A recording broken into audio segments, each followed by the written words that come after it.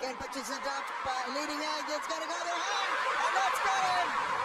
Super batting, catch taken by the command was Rohit. 2015 সালে ভারতের বিপক্ষে জমদূত হয়ে দাঁড়িয়েছিলেন cutter master Mustafizur Rahman. That's in there, and fantastically taken. আন্তর্জাতিক ক্রিকেটে এসে অভিষেক ম্যাচে ভারতের ব্যাটারদের নিয়ে করেছিলেন ছেলে খেলা। Oh, he's gone through. This could be the game here. তার একটি কাটারে ভারতের ব্যাটসম্যানরা বিধ্বস্ত হয়ে মাঠ ছেড়েছেন। Now, has he got an edge here? Out goes the finger. This Mustafizur রহমানের কাটারের ভেলকিতে প্রথমবারের মতো ভারতের বিপক্ষে সিরিজ জিতেছিল Bangladesh. now the fielder there will come back.